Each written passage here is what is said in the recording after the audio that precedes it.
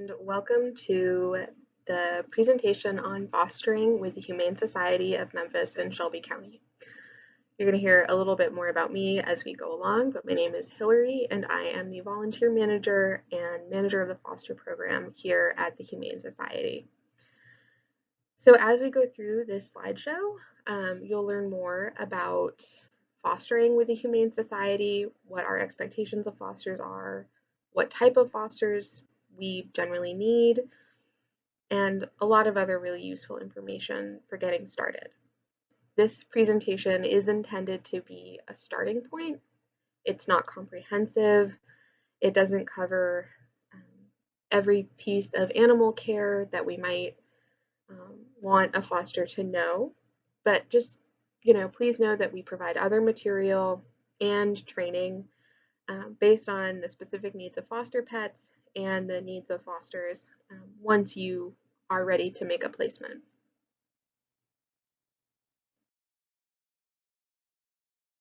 So just a little overview of our agenda.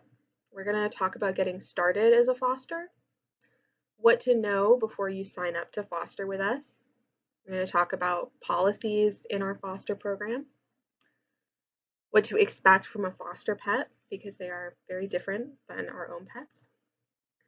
We're going to go over contacts and administrative stuff, fostering and adopting for those who think that they might want to foster but also are open to the possibility of adopting.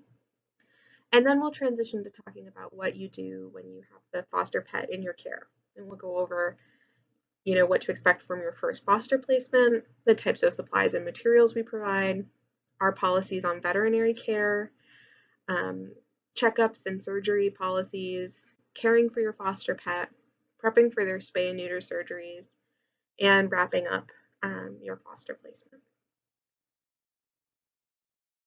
So as an introduction, my name is Hillary Hooke. Like I said before, I'm the manager of the foster program and the volunteer programs here at the Humane Society of Memphis and Shelby County. In this presentation, I'm going to go over getting started as a foster, our expectations, and other important info you should know as a foster. So getting started. Most fosters begin working with us at the Humane Society after they have completed our foster application form, which can be found on our website. This form gives me important information like how to best contact you. Typically, we need our fosters to provide an email and a phone number, and I prefer email communication and try to utilize that as much as possible. We also need to know things like if you have other pets or children in your home and what your fostering preferences are, whether you want to foster dogs or cats, puppies or kittens, or you're open to anything. After you have completed this application, I receive a copy and I review the information you submitted, and I will reach back out to you with any questions or just add you to the foster email list if there are no questions. You can safely assume that if you haven't heard from me, you are signed up to foster and will start receiving emails from me when I have foster placement requests. So just a little window into how you should, sign up to be a foster. If you go to our website, which is memphishumane.org, and you go to the Become a Volunteer tab, you scroll down to Become a Foster Parent and click on that. It'll take you to a page where you can read some information about fostering with us, and at the end, there is a link to the application. You can see that right here. Click on this link. And then you will be brought to this form. Fill this out with as much information as you can provide. Fill it out to the best of your abilities. It's okay if you don't have an answer to a question or you are unsure, but make sure that I have all of the basics like your name, your contact information, email, address, so I can enter you into our data management system, and make sure that I know your preferences for fostering. So what you should know before you foster with the Humane Society. Fostering is a really big commitment. Due to the nature of our work helping sick, injured, and abused animals, we never guarantee that a foster pet will be completely easy to care for or completely healthy. anything like that. You know, in fact, often our pets need foster placements because they are sick, they are injured, or they need help working on their behavior, a specific behavior, or just learning to be in a home in general. We also send out any pet that is too small to be spayed or neutered and put up for adoption. So we have to foster puppies and kittens. So fosters are often taking very young pets from us. Fostering helps save the lives of pets we would otherwise be unable to accommodate in our facility. It is also vital for young pets to have time in a foster so they can develop and learn before being adopted. And this helps make the adoptions that do happen more successful and long-lasting. So it's a wonderful service to these pets. So continuing on this topic, generally at the Humane Society, my policy is that we don't allow fosters to pick animals to foster from our adoptable pets. If a pet is healthy, has been spayed or neutered, is up to date on vaccines, and is ready for adoption, the best place for them is the shelter where they can be seen by potential adopters. You may see a really nice cat or dog on our website and think, oh, you know, I'd love to foster them. But the reality is that if a pet is listed as available on our website, they generally don't need to go to foster. They need to find an adopter. I send out emails with pets that we do have available for fostering. These are pets that will not be listed on our website because they're not ready for adoption. So I send out the emails with information and a picture if I have it, and placements are generally made on a first come, first served basis. So whoever responds first usually ends up fostering the pet I've emailed about. I also make placements based on what I think is best for the pet and what I think is best for the foster. So sometimes I will make requests to a specific foster if I know they have an interest in, you know, for instance, caring for a medically needy pet, or if I know that they work really well with young pets. So sometimes I may reach out individually. This is an example of an email I would send out when we have a pet available for foster. And usually attached to these emails, there will be a picture of the pet. The picture is not always very glamorous or flattering, but when most pets come to us, they are small, skinny, in need of care in a foster. So you can see I have specified that I am looking for a foster for kittens. I've given an approximate age for the kittens. I've let the potential fosters know that we have given them vaccines and they will have exams or have had exams. So we give any background information if we have it, but we don't always have background information on their prior life, their prior behavior, or anything like that. So policies in our foster program. We ask that all fosters complete the foster application, which includes a waiver of liability that you have to sign before you can be a foster parent. Fosters are expected to communicate with me about the health and behavior of their foster pets throughout the placement. So what we don't want is to initiate a foster placement and then have the foster not contact us until it's time for an appointment, or not contact us if there are health concerns or behavior concerns during the foster placement. This policy may be a little different from other shelters you fostered with, but it's important to know that at the Humane Society of Memphis and Shelby County, we generally spay and neuter puppies and kittens when they meet these two criteria. They're over 8 weeks old and they are over 3 pounds in weight. Some places spay or neuter much earlier than that, but our policy is that we wait until puppies and kittens hit those benchmarks. And we also prefer that an animal be healthy with no medical conditions when they come in for surgery. If they do have, you know, a virus or an infection or an injury, we would probably wait to have them undergo their spay or neuter surgery. Typically, we end foster placements once the pet has had surgery and they're made available for adoption. So the surgery date is the end of the foster. That's when we wrap things up. It's important for you to know that the Humane Society provides all supplies and all veterinary care for our foster pets. We have an attached clinic and a wonderful veterinary staff that provide all of that care. Fosters are expected to text me immediately if there is an emergency with their pet. I will in turn contact our vet and she will advise me and you on the best course of action. And we'll speak more about what happens when there is an emergency with a foster pet later on in the presentation. It's really important that fosters understand that they are taking on the work of transporting their pet for any appointments with our veterinary clinic. This could be as frequent as every 2 weeks when puppies and kittens are scheduled for their booster vaccines and preventatives, or it could be more frequent. We've had pets that have had to come back on a weekly basis or even every few days because they had serious ongoing medical concerns. And we do ask that if you choose to foster with us, that any pets you have in your home, your own personal pets, be up to date on vaccines and that they be spayed or neutered when age appropriate.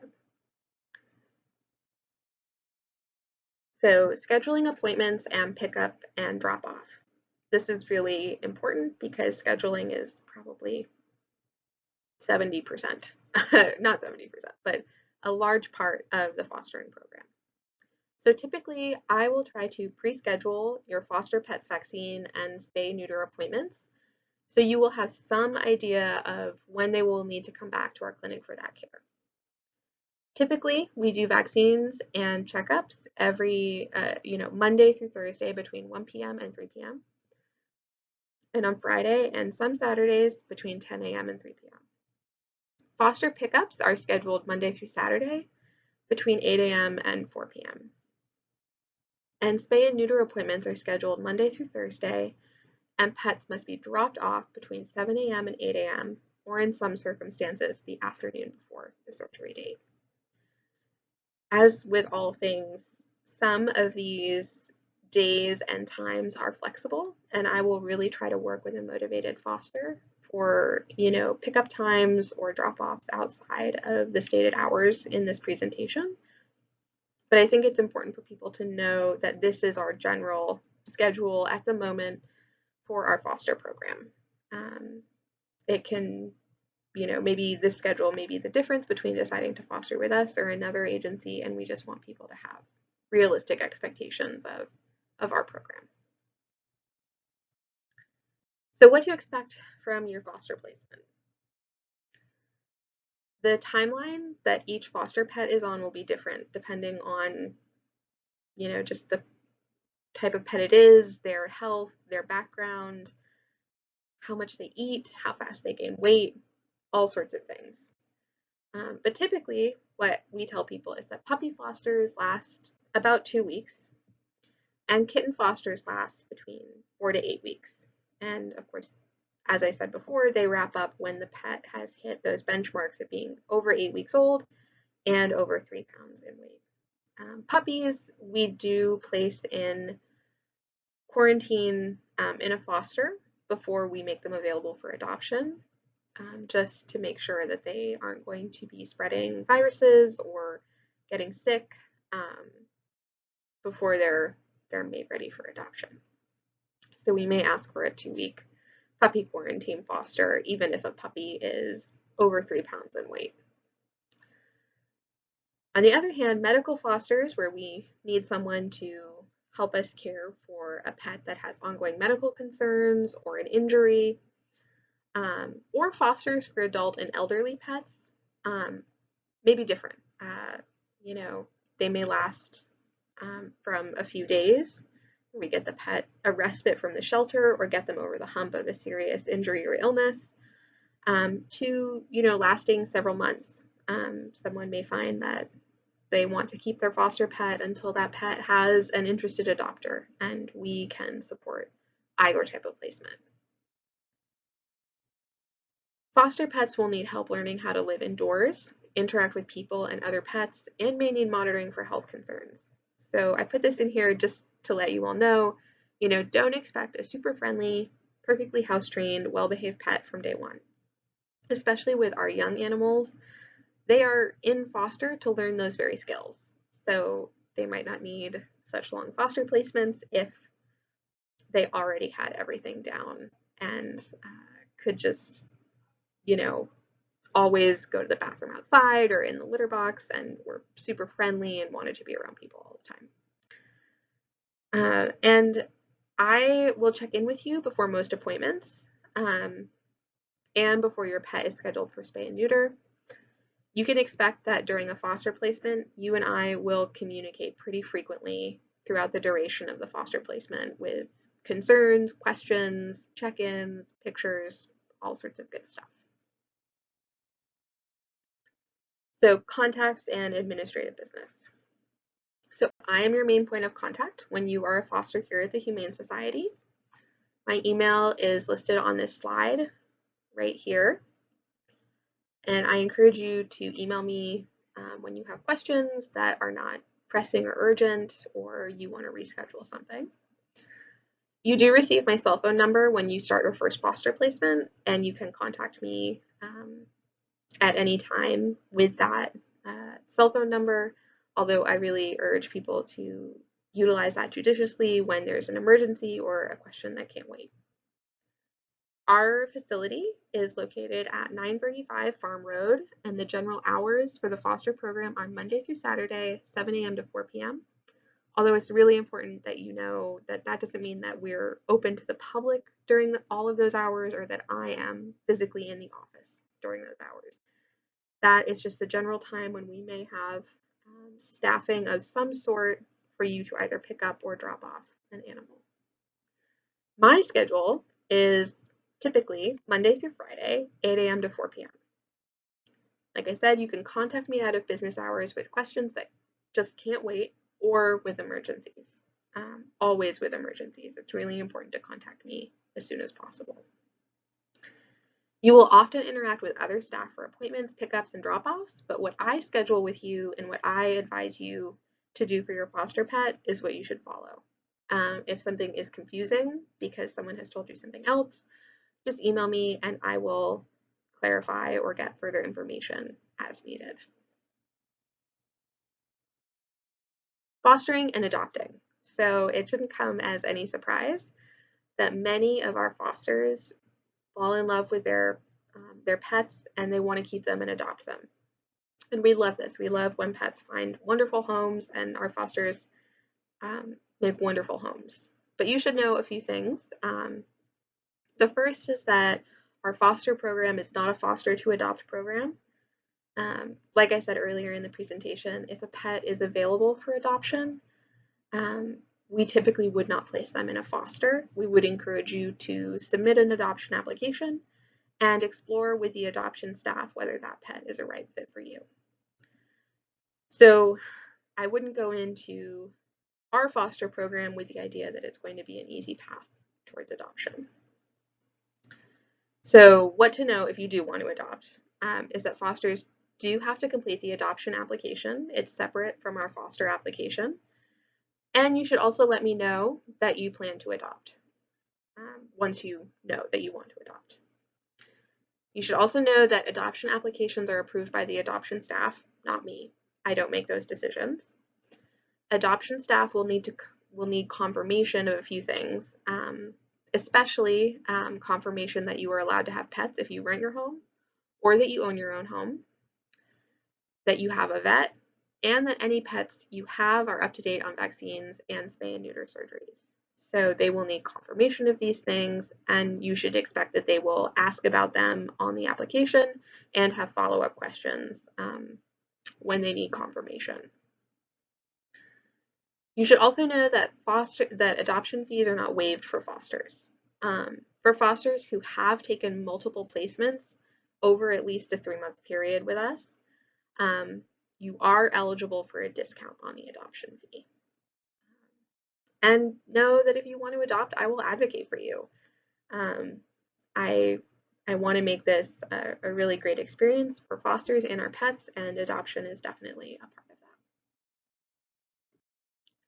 that. So, transitioning into talking about what it's like to have your first foster pet with the Humane Society. So, you've agreed to foster a pet, you've answered my email, you have worked with me to set a pickup time. So what happens now? So once you've responded to my email asking for a foster, I try to write back. I try to write back within a few hours if possible, or, at least within 1 to 2 days, if I need to gather additional info from the clinic or animal care staff about this pet, and then initiate the foster with you. So I'll email you back and we'll set a time for you to pick up the pet. I always try to describe the pet and their needs fully in my first email, but you should know that sometimes I will have to send pets with a new medication that I didn't know about or that they needed between when I emailed and when you picked them up, or special instructions from our vet or animal care team. So the email is as comprehensive as I can make it, but it is not a guarantee that that is the only thing a pet will need, or that they won't end up needing, an extra medication or a special diet or something like that. When you arrive for pickup, I'll have all the supplies you need assembled and can help you get them to your car. Expect this to be a lot, especially if you are fostering a puppy and you want to use a kennel with them.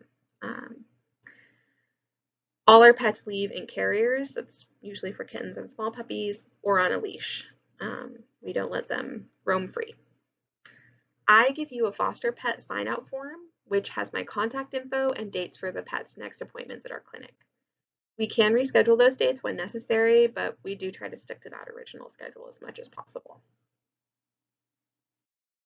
So this is an example of our foster sign out sheet. So you can see this is the top part of the sheet. I fill this out before you come in with the foster pet's name, your contact information, and any special instructions. So, if we were saying feed the pet more than the recommended amount, we'd specify how much we wanted you to feed them there. Or if they needed a medication, I would write give doxycycline 2 times a day for 7 days, or whatever the prescription was. Going down the sheet, you can see that we have a table, which I will fill out with some tentative appointment dates. So most puppies and kittens are going to need at least one vaccination booster or recheck appointment with us. At this appointment, we give them their vaccines, preventative treatments, check their weight and their overall health before sending them back with you. So I'll give you a date and a time. The time will be the same on all dates unless we need to change it. There's also a box for spay-neuter surgery. So I'll give you a date for when I think the pet will be ready for their spay-neuter surgery. This could change depending on how slowly or quickly the pet gains weight or their overall health, but we try to pre-schedule things as much as possible to make, things easy for you and easy for our clinic. You can see there are also instructions under the title of that box. Do not give food after midnight, day before surgery. Do not withhold water. Those are important instructions that will be mentioned again later in the presentation, but they apply to any appointment that is for a spay-neuter surgery when you're bringing a foster pet. And further on down the sheet, you'll see when you have your first foster placement is my contact info and some information on caring for your foster pet. So supplies and materials. I'll just go over a list of what I can send with you. It doesn't mean you have to take all of these things, but this is kind of as comprehensive as it would get for a foster placement. So dry and wet food, you should know that we only use From brand. We find that switching pets between a lot of different brands of food is not great for their digestive health and can cause some issues there. I can send you with a carrier, bed, blankets, a collar, harness, and leash for dogs or puppies, kennel or crate for puppies and dogs, toys or comfort objects. These could be nylabones to chew on, tennis balls, stuffed toys, things like that. For cats, litter tray, scoop, and litter. Pee pads, shampoo and brush and comb if you know that you're going to want to bathe your foster pet, and water and food dishes. If you have any special requests, you can always make those, but we may not have the supplies easily on hand. So, veterinary care and our pets here at the Humane Society. So we try to provide all veterinary care a foster pet will need during the foster placement, from routine care to emergency care. But that comes with some caveats and qualifications. We start out by giving all pets who come to us without medical records, which is the majority of pets that come to us. We give them age-appropriate vaccines and preventatives. So we deworm them, give them flea treatment, tick treatment. For dogs, we give them heartworm preventative, and we test for heartworms and things like that. So like I mentioned, we test pets for heartworm and FIV and FLV, based on appropriateness, age, species, and so on. And we provide treatment if they are positive and preventatives if they are negative. All of our pets must be spayed and neutered before adoption. We arrange to have puppies and kittens and their foster when they are dropped off for these surgeries. Puppies and kittens are kept on a 2-week vaccine schedule.